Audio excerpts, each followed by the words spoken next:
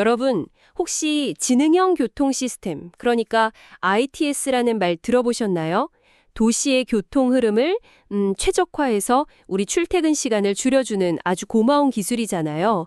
이 거대한 시스템이 돌아가려면 정말 기본적이면서도 중요한 데이터가 필요한데 바로 지금 도로 위에 차가 몇 대나 있나 이거거든요. 아주 간단한 질문 같은데 위성이나 드론이 찍은 사진 한 장만 보고 주차장에 있는 차 수백 대를 오차 없이 세는 거요. 이게 생각보다 엄청나게 어려운 문제입니다. 네, 바로 그렇죠.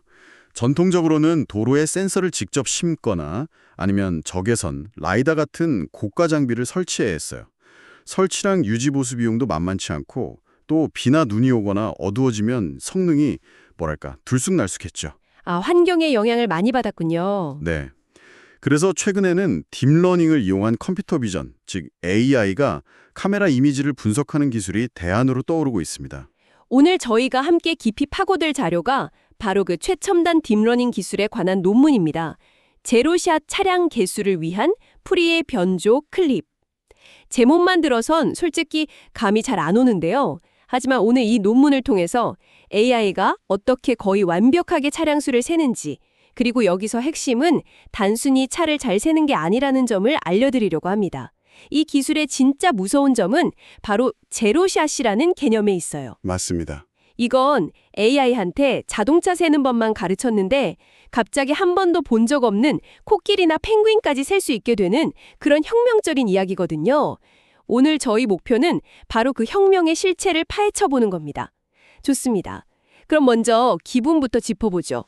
AI가 사진을 보고 뭔가의 개수를 세는 방법, 이것도 한 가지가 아닐 것 같은데요. 자료를 보니까 크게 세 가지 접근법이 있더라고요. 네, 맞습니다. 가장 직관적인 첫 번째 방법은 객체 탐지 방식이에요.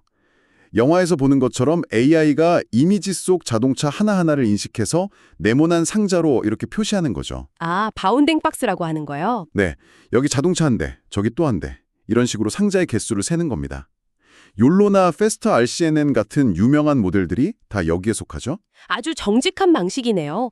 그냥 한 대씩 다 찾아서 세는 거니까요. 근데 이 방식에 단점이 있다고요? 정확도는 높은데 명확한 한계가 있어요. 주차장처럼 차들이 빽빽하게 붙어 있거나 서로 겹쳐 보이면 AI가 혼란에 빠져서 성능이 뚝 떨어집니다. 게다가 수백 수천 대를 하나씩 다 처리해야 하니까 계산량도 어마어마하고요. 마치 원리를 찾아라 그림에서 원리 한 명 찾는 건 쉬운데 그립 속 모든 사람을 한 명씩 다 세려면 지치고 실수하는 것과 같겠네요. 네, 정말 딱 맞는 비유입니다. 아, 그 비유가 확 와닿네요. 그럼 두 번째 방식은 뭔가요? 오늘 논문의 핵심이라고 들었는데요. 바로 밀도 추정 방식입니다. 이건 접근법이 완전히 달라요. 자동차 하나하나를 찾는 대신에 이미지 전체를 일종의 인구 밀도 지도처럼 보는 거예요. 밀도 지도요? 네, 자동차가 있는 곳은 밀도가 높으니까 빨갛게, 없는 곳은 파랗게 표시되는 그런 히트맵을 생성하는 거죠. 그런 다음에 이 히트맵의 전체 밀도 값을 모두 더하면 총 차량 대수가 나옵니다. 그러니까 개별 나무를 세는 게 아니라 숲 전체가 얼마나 빽빽한지를 보고 총 나무 수를 추정하는 것과 비슷하군요. 맞습니다. 그래서 붐비는 장면에 아주 강력한 모습을 보이죠. 흥미롭네요. 그럼 마지막 세 번째는 뭔가요? 추적 기반 방식인데요. 이건 정지된 사진보다는 영상에서 주로 사용됩니다. 고속도로 톨게이트를 통과하는 자동차처럼 어떤 특정 선을 지나가는 차량의 움직임을 계속 추적하면서 수를 세는 거죠. 아, 동적인 환경에 특화된 방법이군요. 네, 그렇습니다. 알겠습니다.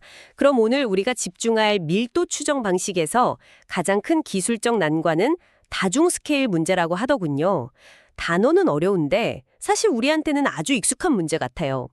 풍경 사진 찍으면 가까이 있는 나무는 엄청 크게 나오고 저 멀리 산에 있는 나무는 점처럼 작게 나오는 바로 그 문제 맞죠? 네, 정확한 비유입니다.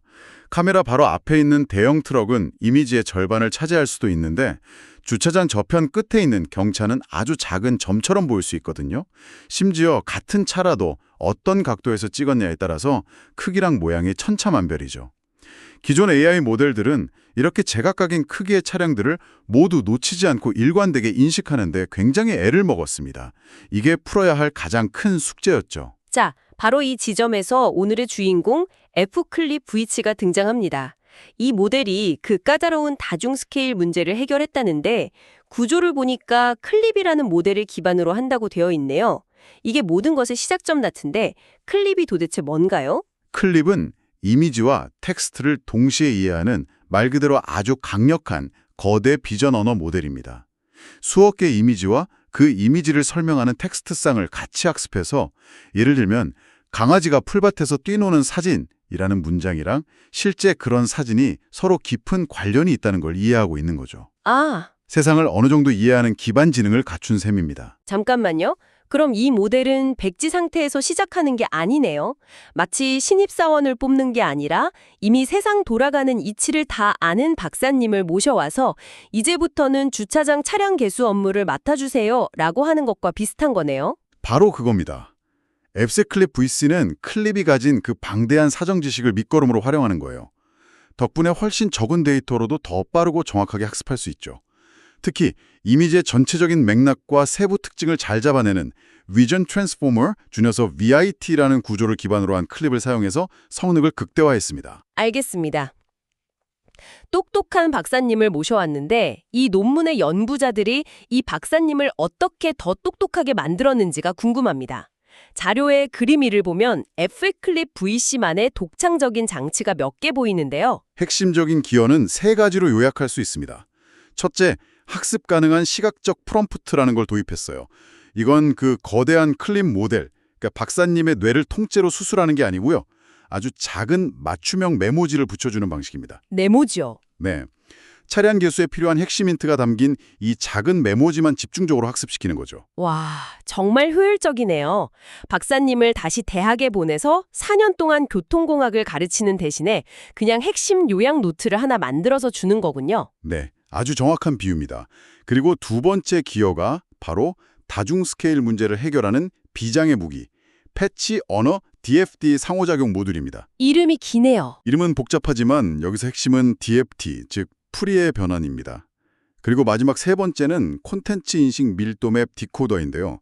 앞선 과정에서 얻은 모든 정보를 종합해서 최종적으로 아주 정교하고 정확한 밀도맵, 즉 차량 위치 히트맵을 그려내는 화가 역할을 합니다. 잠깐만요. 여기서 귀를 의심하게 하는 단어가 나왔습니다. 풀이의 변환, DFT요? 제가 알기로는 보통 소리나 라디오 전파 같은 신호를 주파수로 분석할 때 쓰는 공학 기술인데 이걸 이미지에? 그것도 자동차 수를 세는 데 쓴다고요? 도대체 어떻게 그게 가능한 거죠? 아주 예리한 질문이십니다. 다들 거기서 가장 놀라워하죠. 비유를 들어 설명해 보겠습니다. 우리가 오케스트라 음악을 들을 때 바닥을 울리는 웅장한 첼로의 저음도 있고 귀를 찌르는 날카로운 피콜로의 고음도 있잖아요. 풀이의 변화는 이런 복잡한 소리를 낮은 주파수, 즉 저음과 높은 주파수, 즉 고음 성분으로 분해해서 분석하는 기술입니다. 이미지로 똑같이 적용할 수 있어요. 이미지에 저음과 고음이 있다고요? 그렇다고 볼 수 있습니다. 이미지에서 저주파 성분은 색이 부드럽게 변하는 하늘이나 벽처럼 전반적이고 큰 덩어리를 나타내고요. 반면에 고주파 성분은 사물의 경계선이나 거친 질감처럼 아주 세밀하고 날카로운 부분을 나타냅니다. 아, 알겠습니다. 그럼 사진 속 자동차에 이걸 대입해보면 가까이 있어서 크게 보이는 차는 뭉툭한 저주파 성분으로, 저 멀리 있어서 작고 날카롭게 보이는 차는 고주파 성분으로 분석할 수 있다는 거군요. 완벽하게 이해하셨습니다. DFT를 통해 이미지를 여러 주파수 성분으로 분해하면 AI가 마치 주파수 대역별로 조절이 가능한 이퀄라이저를 가진 것처럼 다양한 크기, 즉 다양한 스케일의 차량 특징을 동시에 그리고 아주 효과적으로 포착할 수 있게 되는 겁니다. 큰 차와 작은 차를 다 잡는 거군요. 네, 큰 차, 즉 저주파와 작은 차, 고주파를 모두 놓치지 않는 거죠. 이것이 다중 스케일 문제를 해결한 F클립 BC의 가장 빛나는 아이디어입니다. 소리 분석 기술로 이미지의 크기 문제를 해결했다니, 와, 정말 기발하네요. 그야말로 발상의 전환입니다. 자, 이렇게 똑똑한 박사님께 맞춤형 노트도 쥐어주고 주파수를 보는 특수 안경까지 씌워줬는데 이론은 정말 완벽해 보입니다. 이제 가장 중요한 결과가 궁금한데요. 그래서 이 F클립 PC 실제로 얼마나 잘했느냐요? 성능 평가 지표로 평균 절대 오차, MAE와 평균 제곱근 오차, RMSE가 사용됐습니다. 실제 차량 개수와 AI가 예측한 값 사이의 오차인데 당연히 낮을수록 좋은 겁니다. 먼저 FSC147이라는 아주 다양한 종류의 객체가 포함된 데이터셋으로 실험했어요. 자동차뿐만 아니라 딸기, 조개, 빵 같은 147개 카테고리의 온갖 사물 이미지가 다 들어있죠. 아, 그러니까 자동차만 잘 세는 편식하는 AI가 아니라 뭐든지 잘 세는지를 먼저 시험해 본 거군요. 네, 기존의 다른 제로샷 모델들이랑 비교했을 때 F클립 BC는 검증 세트에서 MA 즉 평균 오차를 최대 28.4%, 테스트 세트에서는 21.2%나 줄였습니다. 와, 다른 모델들이 평균 10개 틀릴 때 혼자 7개 정도만 틀린 셈이니까 이건 엄청난 성능 향상이죠. 정말 대단하네요. 그럼 진짜 목적인 차량 개수 성능은 어땠습니까? CARPAK라는 실제 드론으로 촬영한 주차장 데이터셋 결과가 있던데요. 바로 여기서 제로샷의 진정한 위력이 드러납니다. F클립 BC는 앞서서 딸기, 조개 같은 일반 사물 데이터로 훈련한 상태 드레로 주차장 이미지에 대해서는 단 한 장의 추가 학습이나 파인 튜닝도 없이 바로 테스트를 진행했습니다. 뭐라고요? 그 자동차 사진은 한 번도 제대로 본 적 없는 상태에서 처음으로 자, 이제 주차장 시험이야 하고 문제를 푼 거네요? 그렇습니다. 그런데도 불구하고 기존의 촬영 데이터로 학습했던 다른 제로샷 방식에 비해 평균 절대 오차는 26.1%, 평균 제곱권 오차는 28.8%나 감소했습니다. 추가 학습 없이 처음 보는 문제에서 이 정도 성능을 보였다는 건 이 모델의 일반화 능력, 그러니까 응용력이 매우 뛰어나다는 걸 의미합니다. 그건 정말 놀랍네요. 논문에 실린 시각 자료들을 보면 그 차이가 더 와닿습니다. 그림 3과 4를 보면 다른 모델들이 만든 밀도 맵은 엉뚱한 배경에 열이 발생하거나 객체 모양이 뭉개지는데 FCLIP-VC가 생성한 맵은 딸기나 조개 같은 객체들의 중심을 레이저 포인터로 찍은 것처럼 아주 정확하게 짚어내요. 차량 이미지에서도 마찬가지입니다. 그림 5, 6을 보면 차량이 몇 대 없는 한산한 주차장부터 빽빽하게 들어찬 주차장까지 밀도에 상관없이 정확하게 예측하고요. 더 인상적인 건 PUC-PR 플러스 데이터셋 결과인데요. 비가 와서 노면이 번들거리거나 안개가 껴서 시야가 흐린 악조건 속에서도 차량의 위치를 거의 놓치지 않고 찾아내는 것을 볼 수 있습니다. 그런데 이 정도면 거의 완벽해 보이는데 혹시 한계는 없을까요? 논문에서는 맑은 날, 흐린 날, 비 오는 날을 다뤘지만 예를 들어 폭설이 느려서 차 지붕에 눈이 하얗게 쌓여 있거나 밤이라 헤드라이트 불빛만 보이는 상황에서도 잘 작동할까요? 아니면 큰 트럭이 다른 차들을 절반쯤 가리고 있는 경우는 어떻게 처리하나요? 매우 중요한 지적이십니다. 논문에서 다룬 조건 내에서는 뛰어난 성능을 보였지만 말씀하신 것처럼 눈, 야간, 심한 가림 현상 같은 것들은 여전히 모든 컴퓨터 비전 모델에게 어려운 과제입니다. 아마 이런 극한 상황에서는 성능이 좀 저하될 수 있겠죠. 하지만 이 F클립 VC의 강점은 기반 모델인 클립의 성능이 계속 발전하고 있다는 점이에요. 아, 그렇죠. 앞으로 클립이 눈 덮인 자동차나 헤드라이트 불빛을 더 잘 이해하게 되면 F클립 VC의 성능도 자연스럽게 함께 향상될 거란 점입니다.